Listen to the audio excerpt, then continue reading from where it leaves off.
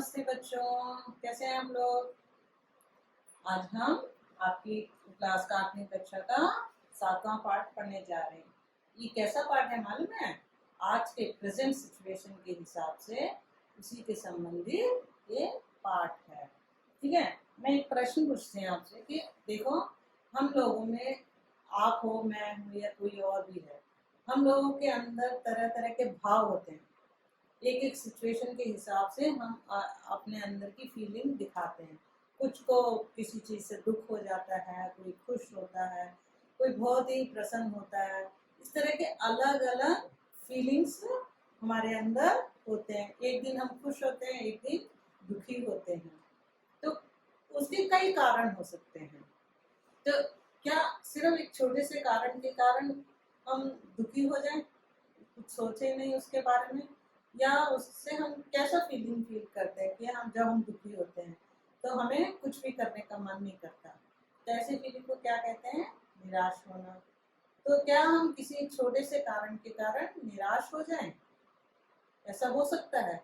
आजकल के present situation में ले लो, हाँ, कोरोना के बारे में बात करें तो हमारी कितनी मुश्किल है। हम इतने महीनों से हम कोरोना के कारण घर में बैठे हुए हैं, तो पर फिर भी हमारे अंदर क्या सिर्फ निराशा ही है कि हम बाहर नहीं जा सकते, कभी बाहर नहीं जाएंगे, ऐसा हम सोचते हैं?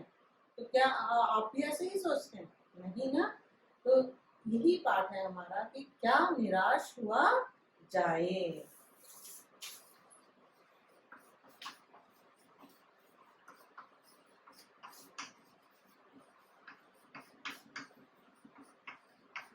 ठीक है, तो इसमें मैंने बताया, अभी हमने न्यूज़ में सुना कि एक व्यक्ति था, अभी गैस लीकेज, कोरोना का सिचुएशन हुआ एक तो, और उसके साथ साथ ही गैस लीकेज की बात हुई।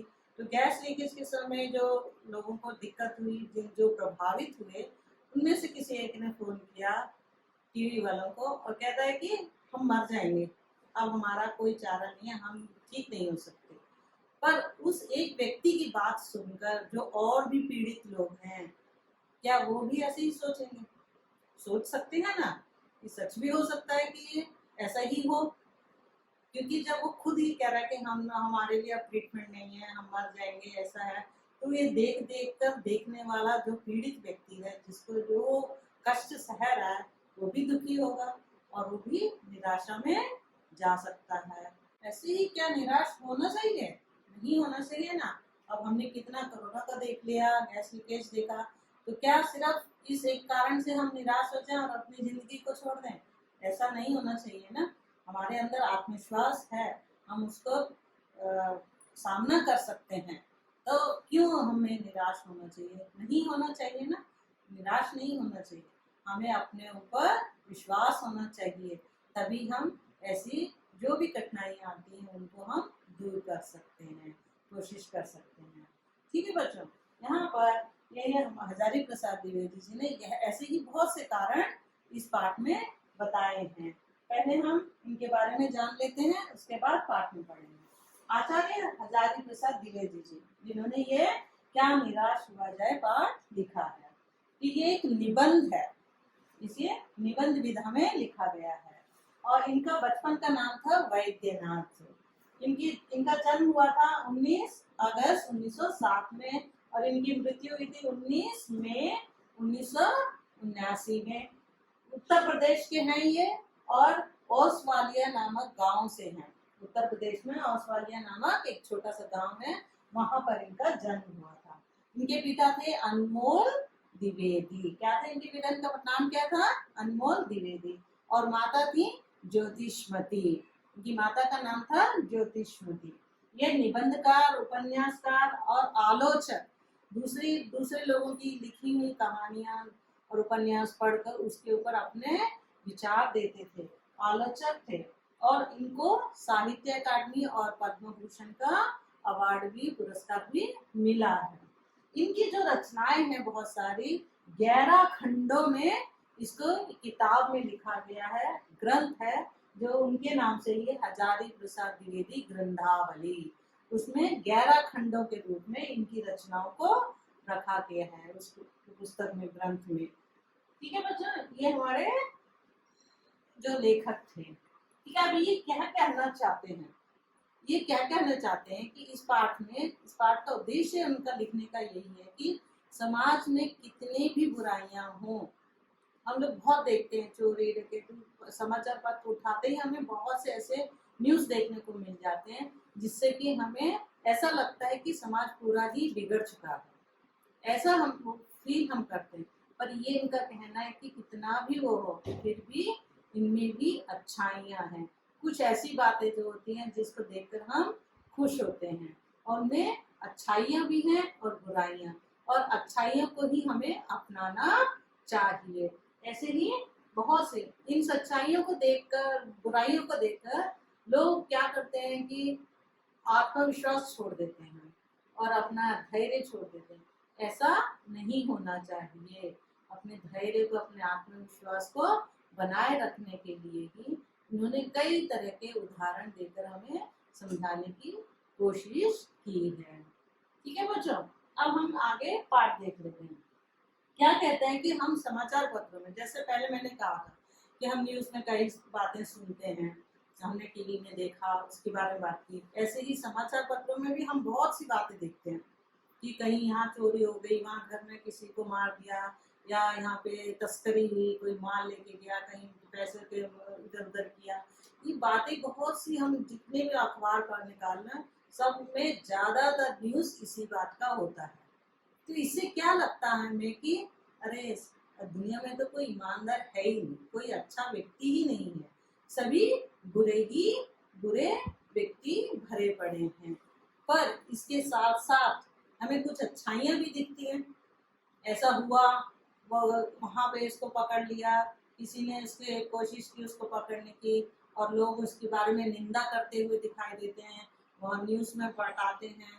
ऐसी बहुत सी बातें होती हैं जो उनके विरोध में कही जाती है कि ऐसे चोरी नहीं करना चाहिए। हमारे अंदर जो अच्छाई है वो भी बाहर आता है, पर ज्यादा दिखाई देने वाला है बुराई दिखाई देती है, और अच्छाई कम दिखाई देती है। पर इसका मतलब ये तो नहीं है कि हमारे अंदर अच्छाई नहीं है ना। तो हम कोई कष्ट आने पर हम सिर्फ यही सोचते हैं कि अरे वो बुरा है, ये बुरा है। पर जब दूसरे के बारे में बुराई सोचते हैं तो हम अपने अंदर भी तो झांकना चाहिए ना, हमारे अंदर क्या अच्छाई है, हमें वो अच्छाई भी दिखाने का प्रयत्न करना चाहिए। समाज में हर तरह के व्यक्ति होते हैं, अच्छे भी होते हैं, बुरे भी होते हैं। जिसका जो गुण सामने दिखाई दे जाता है वो वैसा ही दिखाई देता है। आजकल का जमाना ही ऐसा लगता है हमें कि जो भी है उसके गुण का, उसके जो अच्छे गुण है वो तो दिखाई नहीं देते।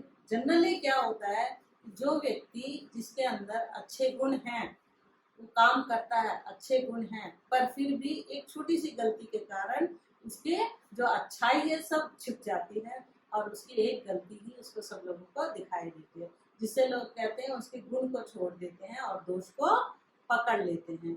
इस तरह इन्होंने कहा है कि गांधी जी और इन्होंने हमारे भारत देश के बारे में सोचा था कि ये तो बहुत ही अच्छा है, सच्चाई वाला देश है। तो क्या ऐसा है आजकल के जमाने के में, ऐसा लग रहा है? हाँ है, क्योंकि हम अभी भी देख रहे हैं कि कितने लोग हैं जो हमें मुश्किल होने पर सब लोग सहायता के लिए आगे आ रहे हैं। आपने देखा होगा आपके अपार्टमेंट्स में या कहीं पर टीवी में भी देखा होगा कि कितने लोग हैं जो गरीब लोगों की सहायता कर रहे हैं, जो खुद घर में रह रहे हैं पर फिर भी दूसरों को पैसों के रूप में, खाने पीने की चीजों के रूप में उन्हें कुछ ना कुछ देने का प्रयत्न करते हैं। तो इससे हमें क्या पता चलता है, कितनी भी समाज में बुराइयां हैं वो हमारे अंदर फिर भी कहीं ना कहीं अच्छाई है। यहाँ पे हम ये दिखा देते हैं, देखो एक बार, देखो ये हमारा समाज है। समाज सिर्फ एक व्यक्ति होता है? नहीं, समाज मतलब आप, मैं, हम सब जितने भी लोग हैं सब मिलकर एक सोसाइटी बनती है, समाज बनता है। तो इस समाज के अंदर, हमारे अंदर, मनुष्य के अंदर, हर एक मनुष्य के अंदर ईमानदारी है, दया है, सच्चाई है, विनम्रता है, विश्वास है। पर ये क्या हो गया है कि आजकल के जमाने के हिसाब से ये थोड़ा सा दब गए हैं, इनको बाहर आने नहीं दिया जा रहा, क्योंकि ज्यादा लोग यहाँ पे दिखाई दे रहे हैं, छल झूठ, अविश्वास, निर्दयता और हिंसा करते हुए लोग ज्यादा दिखाई दे रहे हैं। तो इससे ऐसा लगता है कि इन्हीं का बोलबाला है, यही लोग हैं, सब बुरे ही बुरे हैं।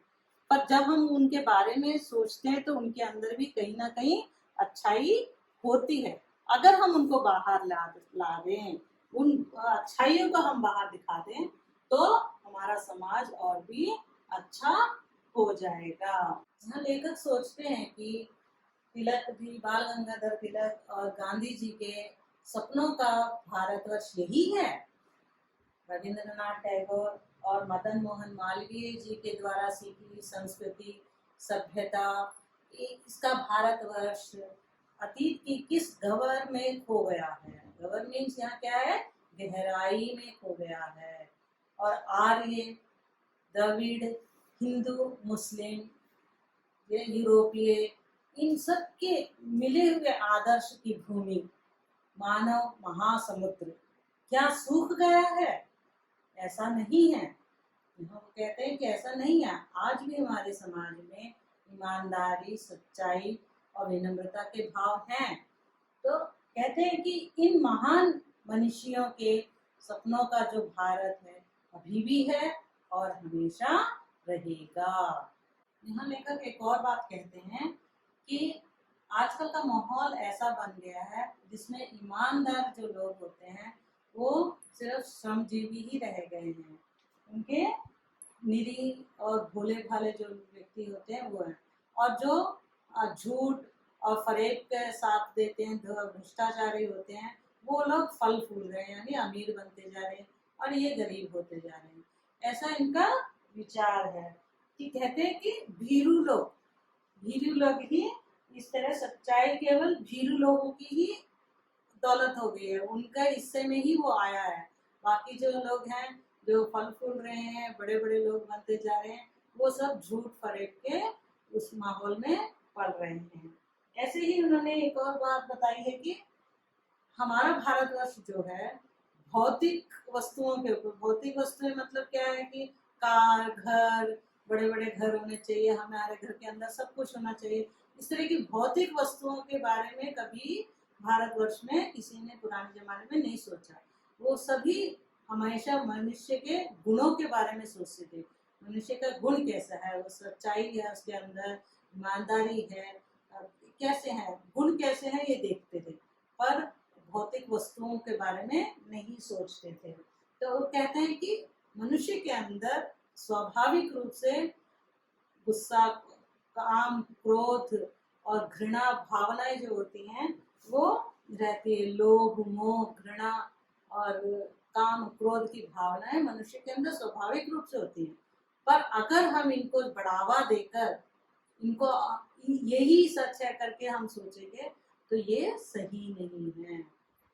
ये सब चीजें मनुष्य के अंदर होने पर भी अच्छाई, ईमानदारी को हमें नहीं छोड़ना चाहिए, ऐसा उन्होंने कहा। इसके लिए क्या कहते हैं कि इन विचारों को, ये जो है विचार, लोभ, काम, क्रोध, इनको, गुस्से को, इन चीजों को संयम से अपने अंदर बंधन में रखना चाहिए। ये विचारों को बांध कर रखना चाहिए। ये जो विचार आते हैं, गलत विचारों को बाहर खुला नहीं छोड़ना चाहिए। इन विचारों को जब तक हम अपने बंधन में नहीं रखेंगे तो हम गलत रास्ते में ही जाते रहेंगे।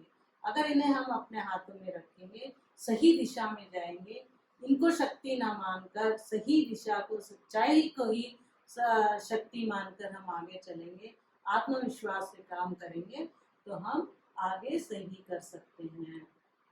ठीक है। और क्या कहते हैं ये कि कुछ ऐसे काम हैं जैसे दरिद्र लोग, गरीब लोगों के लिए। अभी हम देख रहे हैं कि बहुत से लोग हैं गरीब लोगों के लिए कुछ ना कुछ करना चाहते हैं। गवर्नमेंट भी कई तरह के उनको संक्षेम पथक दे रही है, उनको कई तरह की प्रणालियां बना रही है कि इनको इस तरह से काम करना है।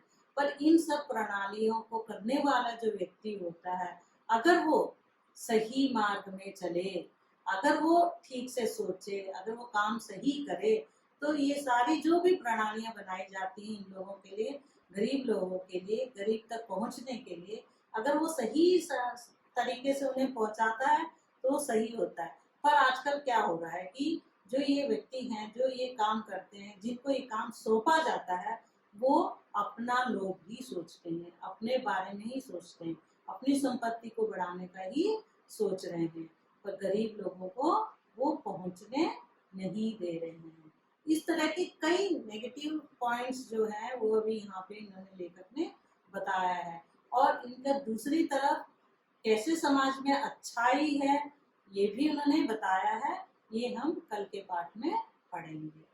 हाँ, अब तक हमने पाठ पढ़ा, बाकी का कल सोचा ना। तो अब देखो हमने क्या पढ़ा था, क्या पाठ था, क्या निराश हुआ जाए। इसके लेखक कौन थे? हजारी प्रसाद द्विवेदी जी। इनका जन्म कब हुआ था? 1907 में। उनकी मृत्यु 19/5/1979 में हुई थी। ये कहाँ के रहने वाले थे? उत्तर प्रदेश के।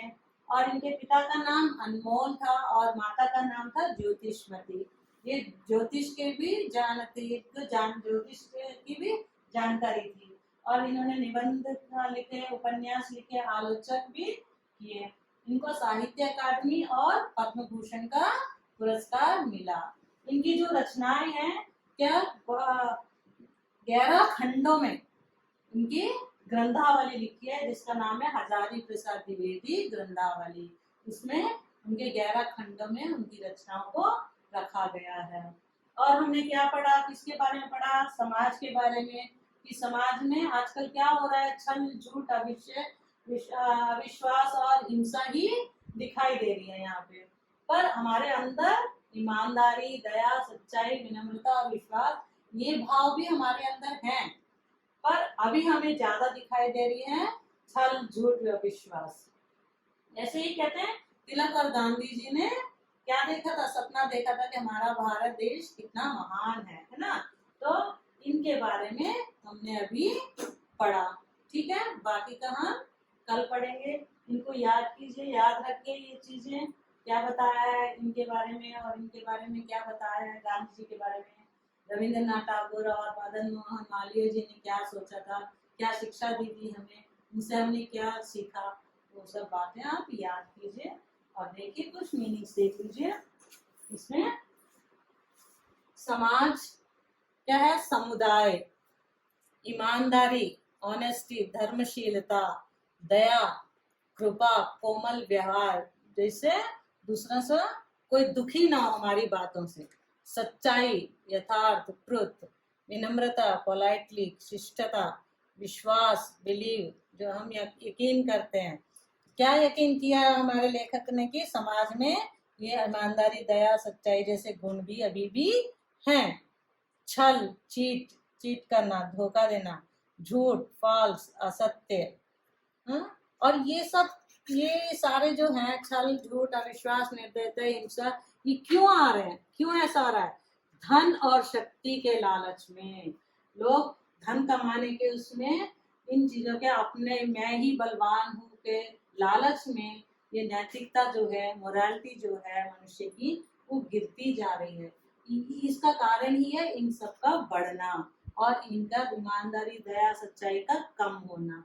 इसी कारण से ऐसा हो रहा है। ठीक है बच्चों, बाकी का पाठ हम कल पढ़ेंगे। धन्यवाद।